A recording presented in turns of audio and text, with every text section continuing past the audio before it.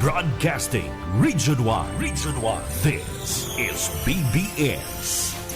Bicol Broadcasting Systems Incorporated. DWLV.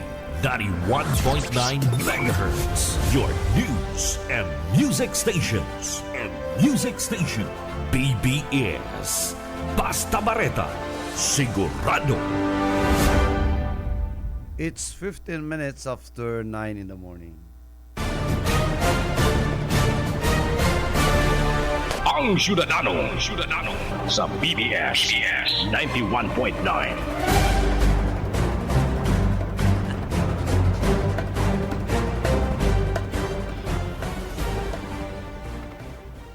Good morning Philippines, good morning Bicolandia, and good morning sa kabus po mga parahinan nyo kang programang Ang Syudadano. Aldaw po kunya ning Lunes, pet sa 22 kana bulan na Disyembre 2025. Two days to go, Christmas time. Sometimes I lay down and close my eyes, thinking about you and me. And pag 27 pala, ano na ha? Sabado, KBP night, sa, po yan, i-held sa 5th floor kan Twin Rose Hall, Villa Caceres man po ginawang agi. Duman lang yan po yan ang Twin Rose Hall. Duman sa ibong na building, Robertson Hotel. Pero halos Villa Caceres naman lang yan, So pwede ka mag-agi, it's either duman o sa mismong Villa Caceres. Nobody else could ever take your place, 'cause you're a lover, you're a friend. Sabado na pala, uli ko, next yun na pala, 27. All we've been through, can't you see? I love you, and I'll find a way, 'cause you have to stay. Bueno, mga tugang bago ang gabos, siguro nagkakapira na lang kita mga issues dahil it's Christmas season. Medyo malumoy-lumoy kita niya, pero ini po kayang issue. Bako ni po dumang ki Yusek Cabral. Hindi po kita ki Vizcaya couples, maging ganun naman ta na saro sa pinaka-interest, ini yung partisipasyon kan mga agom na si Curly and si Sara Diskaya, for defrauding, allegedly for defrauding the government of billions of pesos, So siya, sarong dakulang kontraktor na ang paliwanag ninda malinig ang side ng konsensya. Okay, sige. Kita po bagan sa tuyang layes, ang sa tuyang law, until proven na guilty, the accused will remain innocent. So, maski may conviction niya, granting sa lower court, innocent pa yan hanggang igwaning final order ang Korte Suprema.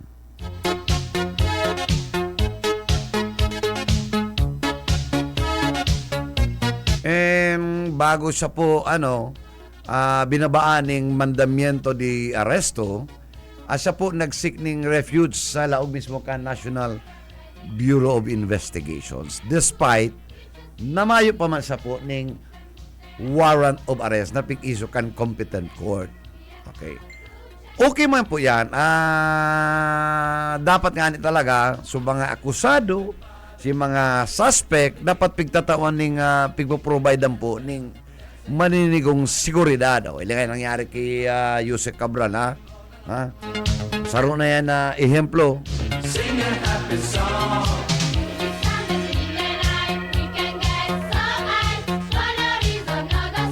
O kana sa naisuanan siya po siya, nagkapirang almost more than a week, yan sa custody ka na National Bureau of Investigations, and until nagbaba po si mandamiento de arresto, So kan inisuan siya po ng warrant of arrest, nag-agi siya po sa proseso, ha? Bilang sarong detainee. Detainee na po siyang kunyan, ano?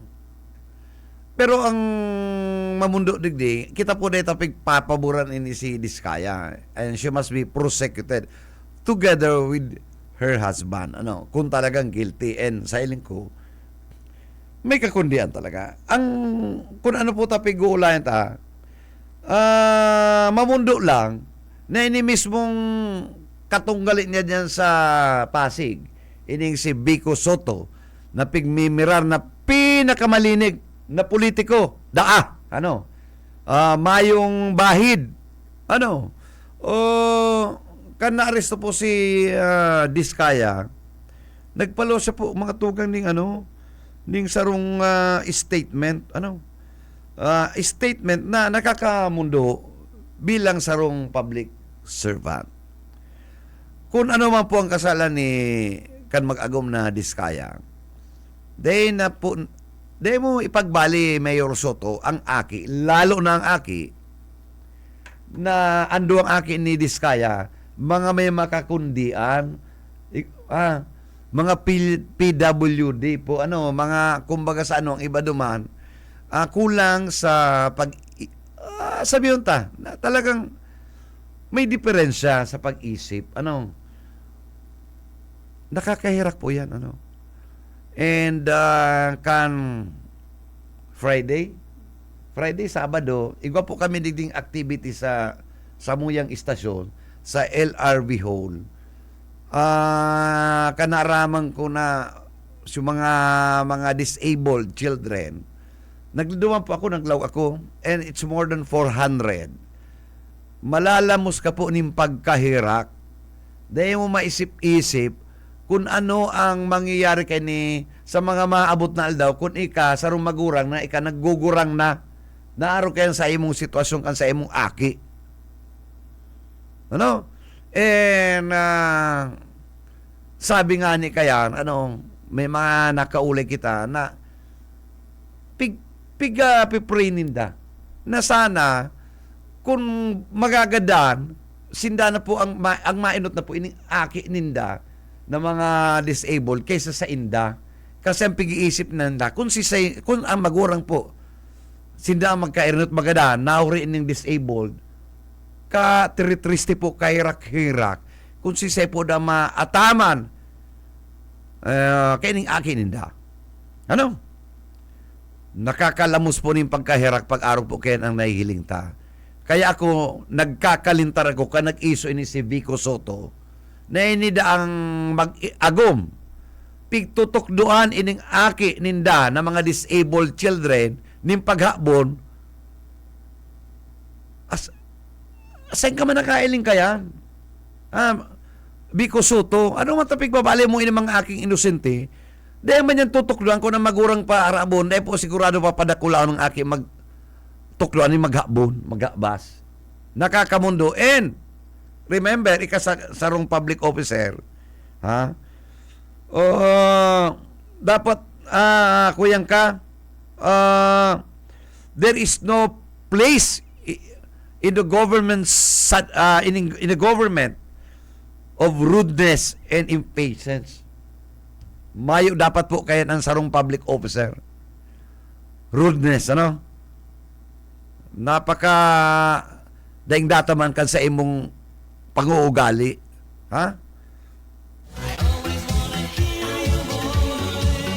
Mga good governance, ilingot taman daw. Ikala ang pinakamaray digdiyo. Sa pagili mo, ikala ang maray. Mga good governance man sa imo. Good governance, kan uugali man sa daing data, useless yung good governance mong yan.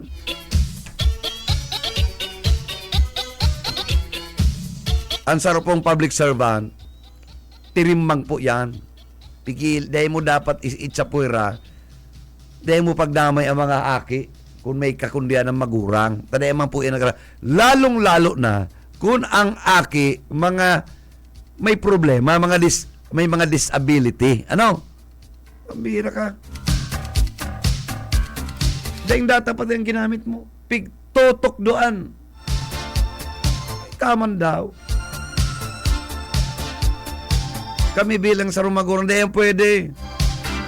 Kung ika, mayo ka pang pamilya, sala po yan. Salam padara.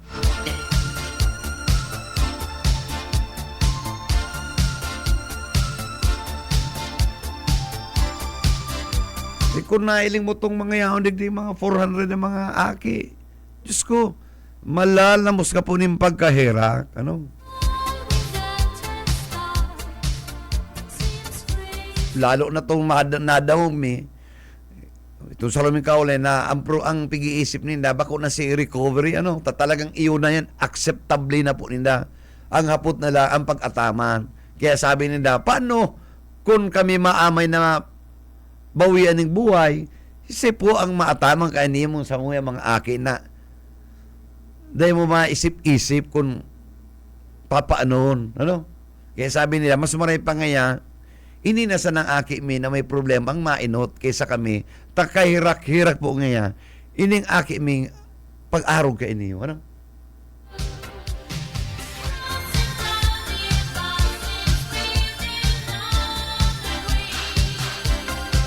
Kita sa mga arog kayo maging compassion kita, maging marepo kita, ano? Kung naman ang problema, dahil pagdami ang mga aki, ano? Lalo na yan may mga diferensya. Yan pati may mga diferensya, yan bako yan si mga pilay. Ano? Si may mga problema po yan sa pag-isip.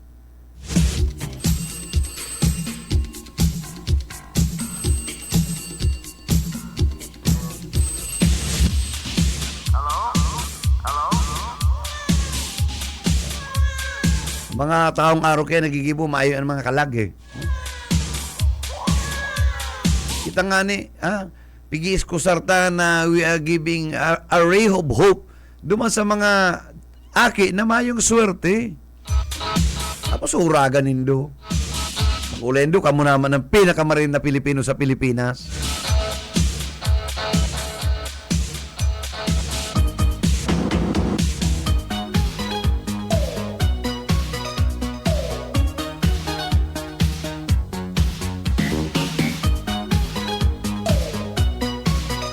And digdi po sa saro pa man niyo iniyong ki Yusek ano ini ki Cabral ang mga espekulasyon po pabayaan ta na po ang NBI and ang Philippine National Police ang magtaoning maliwanag na statement ano. Pero dahil ta po inahali itong driver nyo na mas ano pang paliwanag kabali pa siya as persons of interest, ano? Bilang sarong driver or sabi yung driver bodyguard, dahil mo po dapat bayaan sa imong VIP. Sabi yung pinahali ka, dumang ka sa harayo, pinakamarayo na po kaya ng 50 meters, ano? Harayo na nga ng 50 meters. Pero yung bayaan mong yan, nagkirkiyar po yan ng pagduda, lalo nang nagkadaan ang sa imong VIP.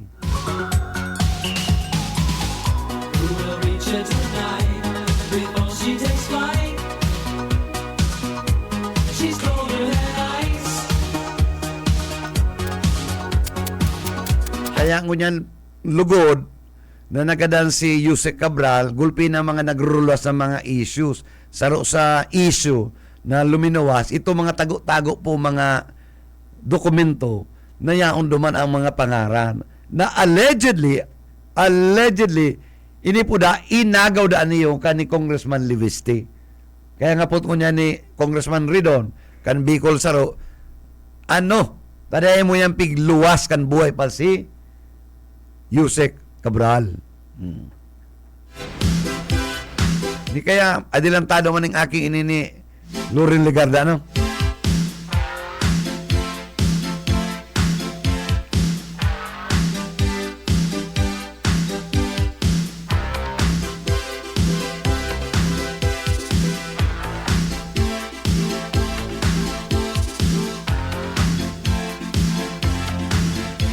And kita naglalaom na duman sa mga dokumentong ma-retrieve, padagos pa po ang investigasyon despite death ni Cabral, ano?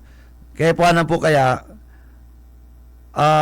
may mailingan ang Pilipino na dapat magkapreso ini mga naging korupto. Ano? Ha? Ini mga korrupt na mga politiko, ha?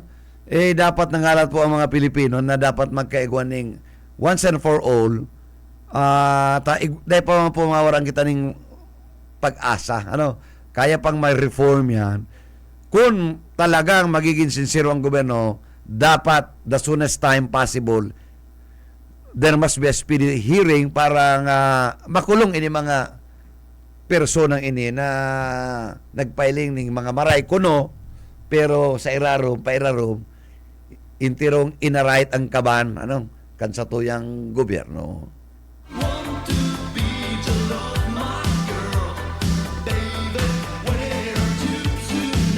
Kaya itong sabi po ni Ombudsman Remulla na may request na sila sa Korte Suprema na ang hearing, continuous hearing, and abuton lang po ng tig-sampulong appearances can both prosecution and defense. So sabi nila by 90 days to 4 months, baka magkagawa ng resolution. Sana totoo yan.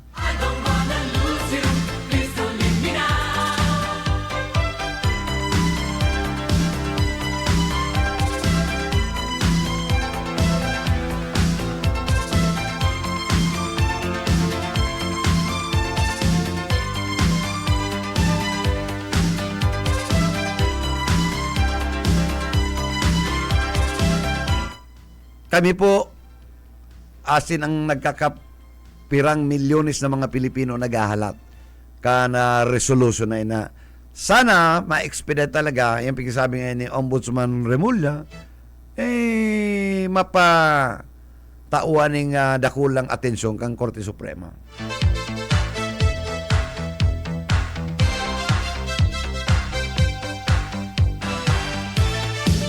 Habang nagali po, gulpiw nagluluwas. Siguro mayo nang maimbestigar kung kadikit-dikit may nagluluwas. Ngunyan, si Dizon. Ayan, si Vince Dizon. Kaya ikaw Dahil ka nagayong parahhiwad-hiwad, ina po na may igwa po ang tagot.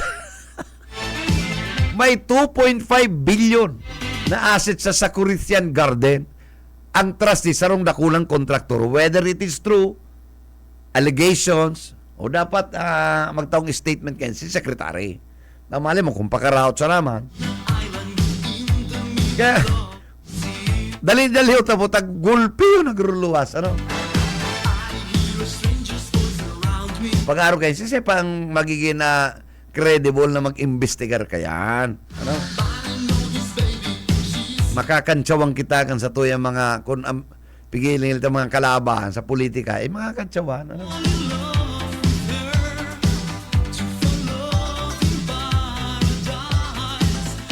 Kaya dapat labo-labo na, tangariga matawan tulos ning corresponding penalty. Ini mga aral lang ng mga politiko na imbulto diyan, Para mo, ang sarong negosyante, gusto ba niyan marayman ang markup profit. Pero kung ang nagluluwas, kaya naging araw kayo dahil sobra-sobrang hinagad kan mga politiko, ito talaga maabot kayo sa puntong iyan.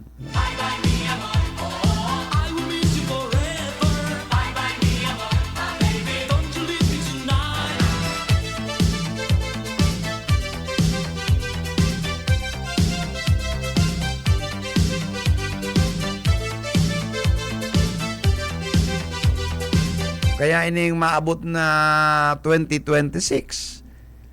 Exciting po iniyo kung may mga early convictions. Tako, di ko naniniwala na by this time, na sabi ni Ombudsman Remulla, magkakegwa ng arrest, ako po pigilin ko garong malabo pa yan.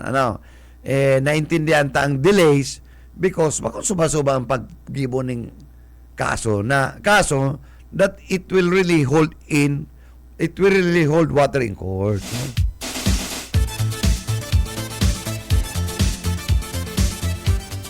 Kung madidismiss man lang yan, sayang.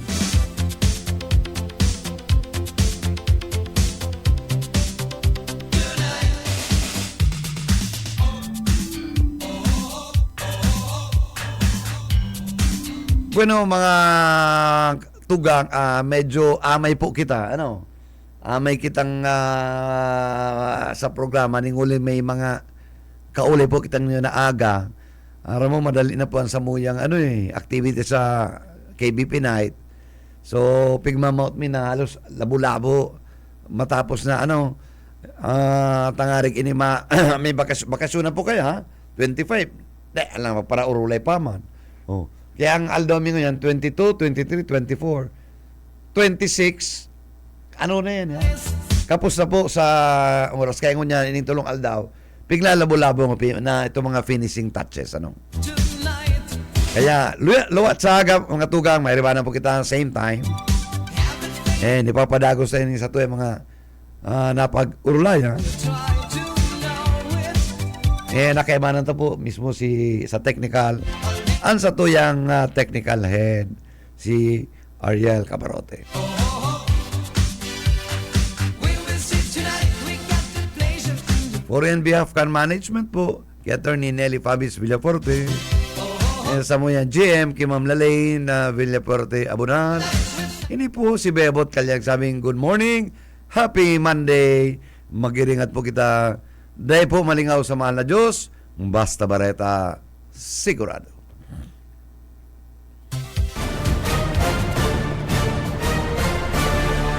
Ang Syudadano.